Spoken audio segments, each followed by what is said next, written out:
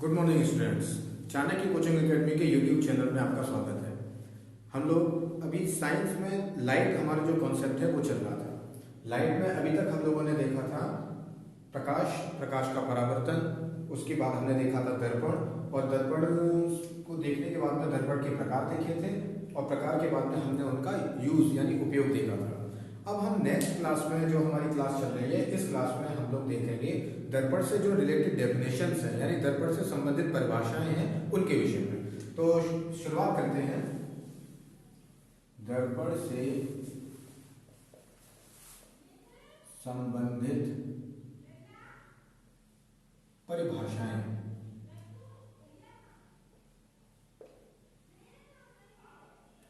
जैसे नंबर 1, दर्पण का ध्रुव। ध्रुव को क्या बोलते हैं? ध्रुव को बोलते हैं पोल।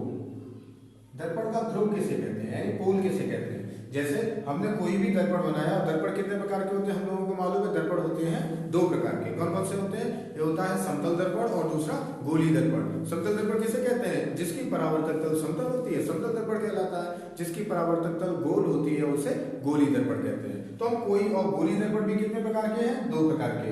एक है आपका अवतल और एक है आपका उत्तल, है ना। आपको क्या करना है, एक हमारा नियम होता है। वो नियम क्या है कि हम हमेशा प्रकाशित किरणों को बाईं ओर से दाईं ओर ही चलाएंगे। यानी प्रकाशित किरणों में, ये हम ऑप्टिकल्स में जो हमारा रूल है वो क्या है कि प्रकाशित किरणों को दाईं ओर से बाईं ओर ही हम चलाएंगे। तो जरा समझें कैसे। जैसे ये आपने 2 दर्पण दिए। ये कौन सा दर्पण है आपका? इसको हम कहते हैं अवतल दर्पण। और ये कौन सा है? इसको हम बोलते हैं उत्तल दर्पण। तो अवतल दर्पण और उत्तल दर्पण जब हम इनको लेके चल रहे हैं, और इसमें 2 सतह हैं। कौन कौन सी सतह? एक तो आपकी सतह ये है जिसको हम नाम देते हैं कलई वाली सतह, और दूसरी सतह ये है जिसको हम नाम देते हैं परावर्तक तल। परावर्तक तल किसे कहते हैं? जहां पर प्रकाश की किरणें आई, टकराई, और टकराने के बाद में वापस चली गई। तो हम परावर्तक तल की बात करते हैं। तो गोलीय दर्पण के परावर्तक तल के मध्य बिंदु को दर्पण का ध्रुव कहते हैं, और इसे किससे प्रदर्शित करते हैं? P से। P फॉर पोल, ठीक है ना, पोल। इसकी दर्पण की बात करें तो इस दर्पण में भी वही है। गोलीय दर्पण के परावर्तक तल के मध्य बिंदु को दर्पण का ध्रुव कहते हैं, है ना। तो सीधी से हमारी डेफिनेशन क्या है? दर्पण की, गोलीय दर्पण के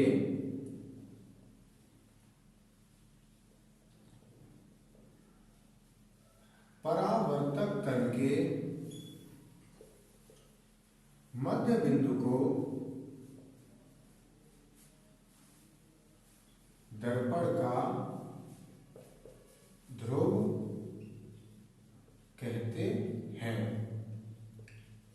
इसे P से प्रदर्शित करते हैं, है ना। तो गोलीय दर्पण के परावर्तक तल के मध्य बिंदु को दर्पण का ध्रुव कहते हैं, और इसे P से प्रदर्शित करते हैं। डेफिनेशन क्लियर हुई। अब नेक्स्ट डेफिनेशन की ओर चलते हैं। ठीक है, नेक्स्ट हमारी डेफिनेशन कौन सी है? वक्रता केंद्र मींस सेंटर ऑफ कर्वेचर। तो सेंटर ऑफ कर्वेचर को देखते हैं क्या होता है सेंटर ऑफ कर्वेचर। हम किसी भी गोलीय दर्पण की बात करें, आप चाहे अवतल दर्पण ले लें और चाहे उत्तल दर्पण ले लें। तो अवतल दर्पण या उत्तल दर्पण दोनों होते तो गोलीय दर्पण है ना, यानी किसी खोखले गोले के भाग होते हैं। जब खोखले गोले के भाग होते हैं तो उसके केंद्र को हम क्या नाम देते हैं? वक्रता केंद्र। जैसे मान लीजिए कि ये आपने कोई खोखला गोला लिया है, शेप नहीं आ पाया। ये आपने कोई खोखला गोला लिया है ना। अभी क्या है, आपको इसमें से जब खोखला गोला ले रहे हैं तो कहीं ना कहीं इसका केंद्र होगा। मान लीजिए इसका केंद्र है, सेंटर है ना। तो सेंटर, अब बाद में हम गोले को काट देना है। गोले को काट के फिर हमें क्या करना है? इसकी एक सरफेस पर कर देनी है पॉलिश, और जब पॉलिश कर देंगे तो पॉलिश्ड सरफेस ये हो गई और रिफ्लेक्टेड लेयर ये हो गई। दोनों सरफेस अलग अलग है ना, ये कलई वाली सरफेस है और ये परावर्तक सतह यानी रिफ्लेक्टेड सरफेस है। तो अब क्या करना है, आपको सीधी सी परिभाषा क्या बोलनी है कि गोलीय दर्पण, पूरा गोलीय दर्पण कांच के जिस खोखले गोले का भाग होता है, गोलीय दर्पण कांच के जिस खोखले गोले का भाग होता है, उसके केंद्र को वक्रता केंद्र कहते हैं, और इसे C से प्रदर्शित करते हैं, है ना। डेफिनेशन समझ गए? गोलीय दर्पण कांच के जिस खोखले गोले का भाग होता है उसके केंद्र को वक्रता केंद्र कहते हैं। तो सिंपल से हमारी डेफिनेशन हुई, ठीक है ना। तो एक बार डेफिनेशन देखेंगे। गोली दर्पण, ये गोली दर्पण कांच के जिस खोखले गोले का भाग होता है उसके केंद्र को वक्रता केंद्र कहते हैं। और इसे किससे प्रदर्शित करते हैं? कैपिटल सी से। C stand for centre of curvature, मतलब वक्रता केंद्र। अब अपनी नेक्स्ट डेफिनेशन की ओर चलते हैं। तो नेक्स्ट डेफिनेशन हमारी वक्रता त्रिज्या की, यानी रेडियस ऑफ कर्वेचर। वक्रता त्रिज्या किसे कहते हैं? तो डेफिनेशन आपकी वही है जो वक्रता केंद्र की परिभाषा थी, वही परिभाषा वक्रता त्रिज्या की भी है।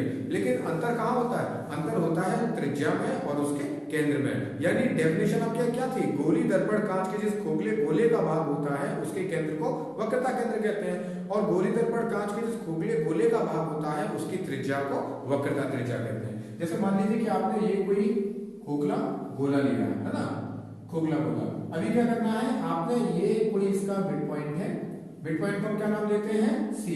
सी stand for centre of curvature. उसके बाद आपने क्या करना है? यहां से लेके यहां तक आपने खींची है कोई त्रिज्या, इसको कहेंगे आर। क्लियर? अब ये क्या करें? आधा यहां से गोली जो दर्पण है वो यहां से हटा दें और इस पर एक सरफेस पर करते हैं हम लोग करें, ठीक है। तो अब परिभाषा क्या हुई?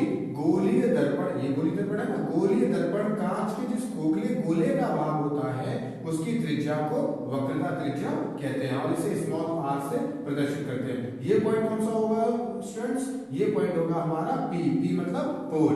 पोल की डेफिनेशन क्या थी? कि गोली दर्पण कांच के जिस खोखले गोली दर्पण के परावर्तक तल के मध्य बिंदु को दर्पण का ध्रुव कहते हैं। वक्रता केंद्र की डेफिनेशन क्या थी? गोली दर्पण कांच के जिस खोखले गोले का भाग होता है उसके केंद्र को वक्रता केंद्र कहते हैं। वक्रता त्रिज्या की परिभाषा क्या है? वक्रता त्रिज्या की परिभाषा आपके सामने देखिए। गोली दर्पण कांच के जिस खोखले गोले का भाग होता है उसकी त्रिज्या को वक्रता त्रिज्या कहते हैं और इसे स्मॉल आर से प्रदर्शित करते हैं। ये छोटी छोटी डेफिनेशन। और आगे देखते हैं और जो इससे संबंधित परिभाषाएं हो। तो नेक्स्ट डेफिनेशन हमारी मुख्य अक्ष, प्रिंसिपल एक्सिस। प्रिंसिपल एक्सिस किसे कहते हैं? जैसा कि आपके सामने फिगर डिनोट है, मुख्य अक्ष किसे कहेंगे? गोली दर्पण के वक्रता केंद्र तथा ध्रुव, इनको मिलाने वाली रेखा क्या कहलाती है? मुख्य अक्ष कहलाती है। अब आप कहेंगे कि यहां से यहां तक की दूरी को हम त्रिज्या भी कहते हैं और यहां से यहां तक की दूरी को हम लोग नाम दे रहे हैं मुख्य अक्ष का। तो मुख्य अक्ष और त्रिज्या में क्या डिफरेंस हुआ? देखिए, यहां से लेके यहां तक आप खींचेंगे, इसको भी हम लोग क्या नाम देंगे? आर। यहां से लेके यहां तक करेंगे, इसको भी क्या नाम देंगे? आर। यहां से लेके यहां तक करेंगे, ये भी क्या होगी? इसकी त्रिज्या। और यहां से लेके यहां तक करेंगे, ये भी क्या होगी? इसकी त्रिज्या। लेकिन जो मुख्य अक्ष होगी वो मुख्य अक्ष क्या होगी? वो होगी सिर्फ ये। यानी ये सभी हम इनको त्रिज्या बोल सकते हैं, लेकिन जो मुख्य अक्ष बोलेंगे वो बोलेंगे मात्र पीसी को। यानी डेफिनेशन क्या हुई? गोलीय दर्पण के ध्रुव पी तथा वक्रता केंद्र मिस सी को मिलाने वाली रेखा मुख्य अक्ष कहलाती है।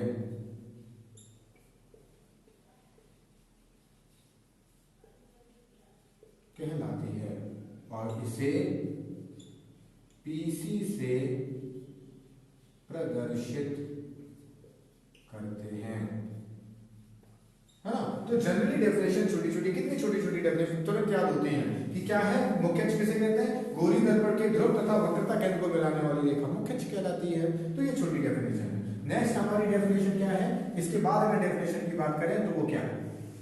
डेफिनेशन हमारी द्वारक। द्वारक मतलब एपरेचर। द्वारक किसे कहते हैं? आपने देखा कोई भी आप दर्पण लें, जब उसका व्यास कम होगा तो उसका द्वारक कम होगा और जब उसका व्यास ज्यादा होगा तो द्वारक ज्यादा होगा। यानी सीधी दिखाएगा, छोटे दर्पण वाले, छोटे वक्रता त्रिज्या वाले दर्पण का जो द्वारक है वो छोटा होता है और बड़े वक्रता त्रिज्या वाले दर्पण का द्वारक बड़ा होता है, ठीक है ना। तो क्या परिभाषा होगी इसकी? गोली दर्पण के परावर्तक तल के व्यास को दर्पण का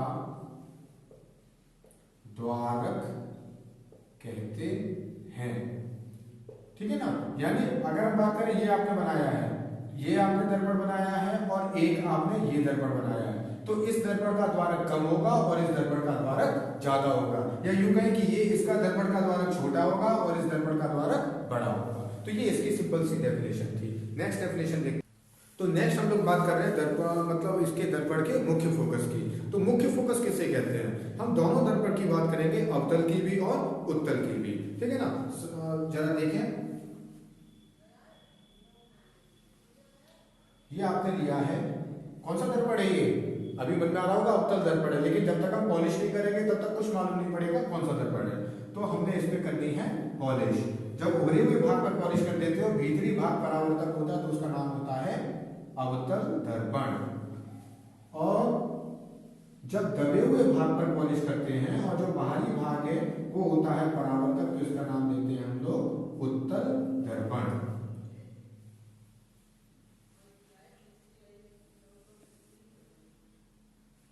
इस दर्पण का ये पॉइंट कौन सा है? हम लोग जानते हैं P, दर्पण का ध्रुव, यानी परावर्तक तल के मध्य बिंदु को दर्पण का ध्रुव कहते हैं। यहाँ पर P कहाँ बनेगा? यहाँ पर या यहाँ पर? यहाँ पर नहीं बनेगा। क्यों नहीं बनेगा? क्योंकि यहाँ पर तो पॉलिश है और पॉलिश सरफेस में हम लोग P नहीं देते, क्योंकि परावर्तक तल में हम लोग ध्रुव को माना करते हैं। ये पॉइंट है P। ओके, तो P और इधर है P, तो अवतल दर्पण और दूसरा है उत्तल दर्पण।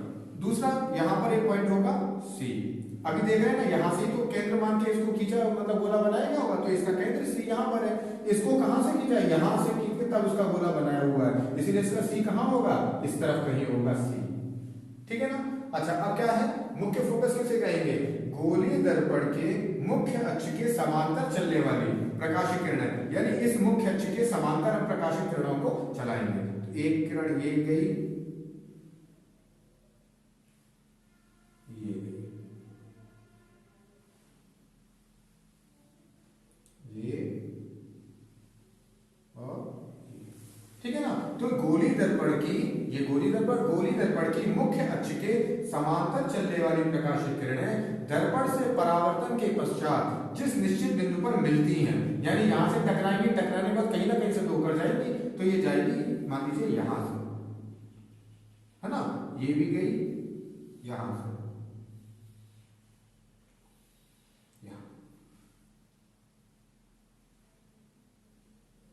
इसको हम क्या नाम देंगे? इसको नाम देंगे फोकस, F का, ठीक है ना।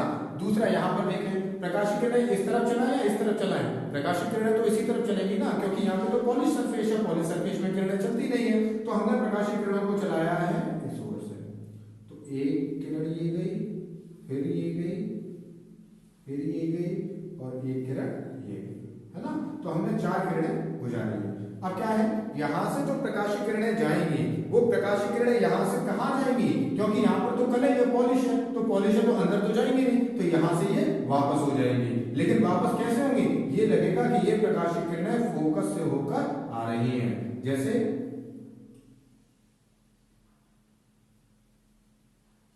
ये।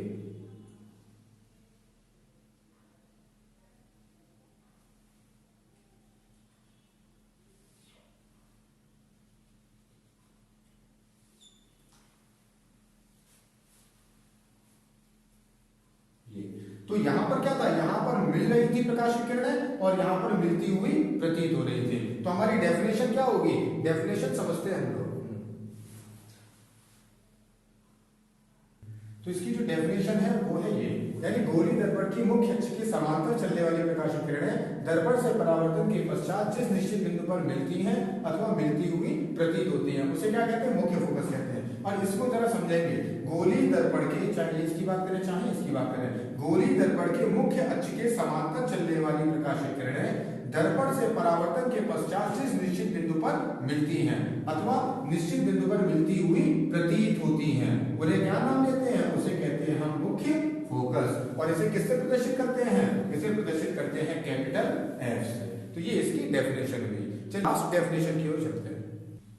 चलिए नेक्स्ट हमारी जो लास्ट डेफिनेशन है वो है फोकस दूरी यानी फोकल लेंथ की। फोकल लेंथ किसे कहते हैं? दर्पण के ध्रुव और फोकस, मुख्य फोकस के बीच की दूरी को हम फोकस दूरी कहते हैं, ठीक है ना। तो क्या डेफिनेशन है? दर्पण के ध्रुव तथा मुख्य फोकस के बीच की दूरी को फोकस दूरी कहते हैं और इसे स्मॉल f से प्रदर्शित करते हैं। तो सीधी सी डेफिनेशन हम लोग लिखेंगे, दर्पण के ध्रुव P तथा मुख्य फोकस के बीच की दूरी को फोकस दूरी कहते हैं। ठीक है ना, इतनी बात समझे।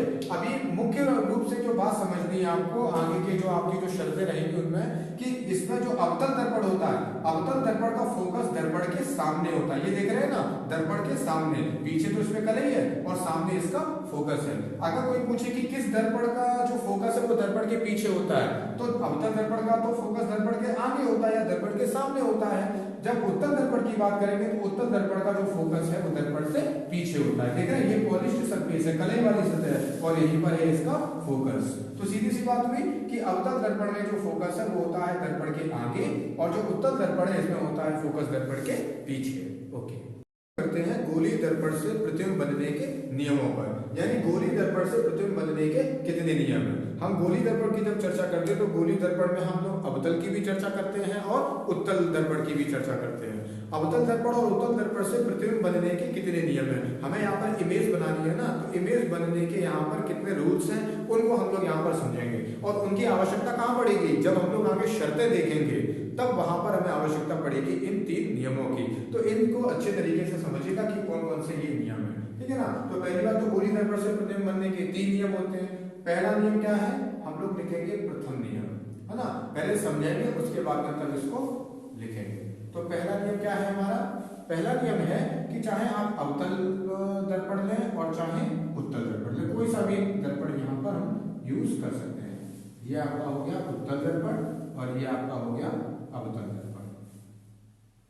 ये आपने खींची मुख्य अक्ष, इधर आपने ये खींची मुख्य अक्ष, ये बिंदु है P और इधर ये बिंदु है P, है ना। तो पहला नियम क्या होगा, अभी बाकी सारे बिंदु देख रहे हैं, ये है C और ये है F।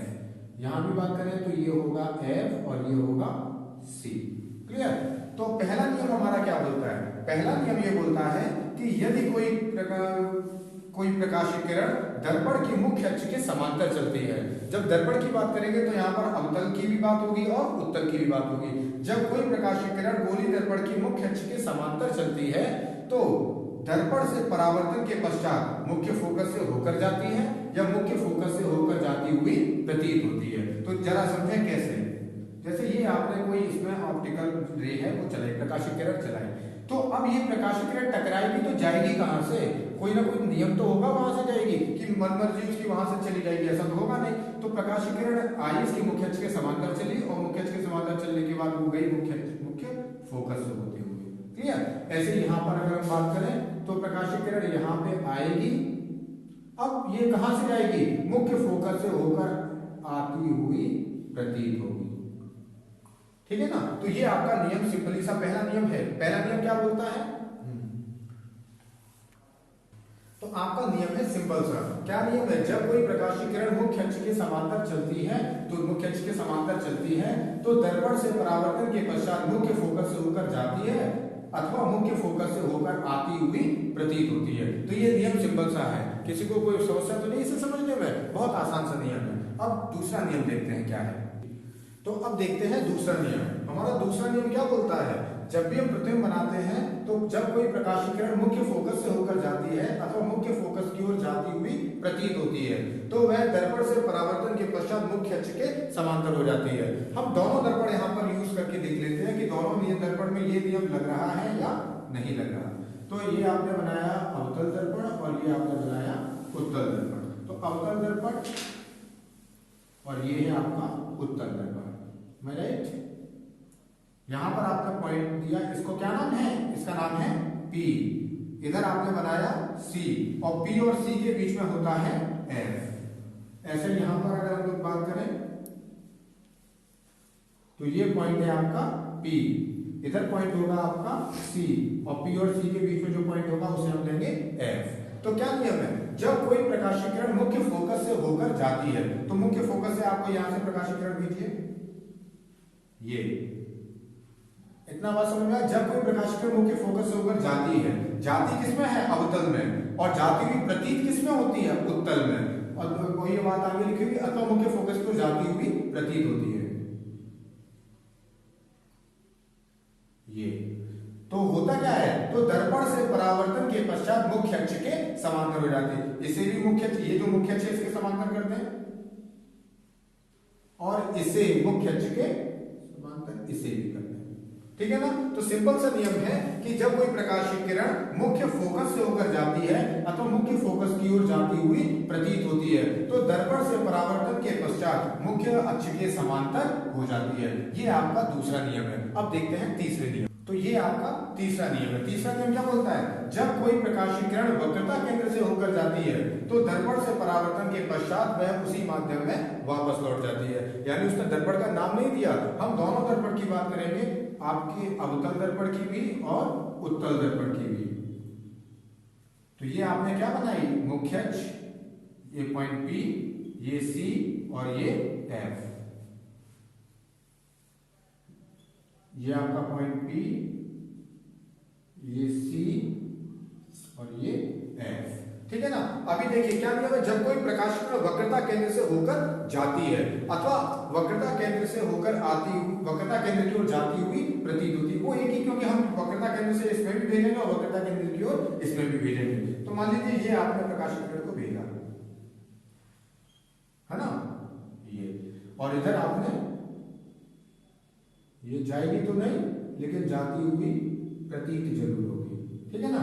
क्या नियम है, जब कोई प्रकाशीय किरण वक्रता केंद्र से होकर जाती है अथवा वक्रता केंद्र की ओर जाती हुई प्रतीत होती है, तो दर्पण से परावर्तन के पश्चात वह उसी माध्यम में वापस लौट जाती है। यानी इसी माध्यम में वापस लौटेगी, कोई भी तीन अगले माध्यम में नहीं जाएगी। तो एक बार तीनों नियमों को एक बार रिवाइज कर लेते हैं। पहला नियम आपका क्या बोलता है, जब कोई प्रकाशीय किरण मुख्य अक्ष के समांतर चलती है तो दर्पण से परावर्तन के पश्चात मुख्य फोकस से होकर जाती है अथवा मुख्य फोकस से होकर आती हुई प्रतीत होती है। दूसरा नियम क्या बोलता है, जब कोई प्रकाशीय किरण मुख्य फोकस से होकर जाती है अथवा मुख्य फोकस की ओर जाती हुई प्रतीत होती है तो दर्पण से परावर्तन के पश्चात मुख्य अक्ष के समांतर हो जाती है। और तीसरा नियम क्या बोलता है, जब कोई प्रकाशीय किरण वक्रता केंद्र से होकर जाती है अथवा वक्रता केंद्र की ओर जाती हुई प्रतीत होती है तो दर्पण से परावर्तन के पश्चात मुख्य उसी माध्यम में वापस लौट जाती है। तो ये आप जो इसमें देखेंगे वो दर्पण के प्रतिबिंब बनने के नियमों तक देखेंगे।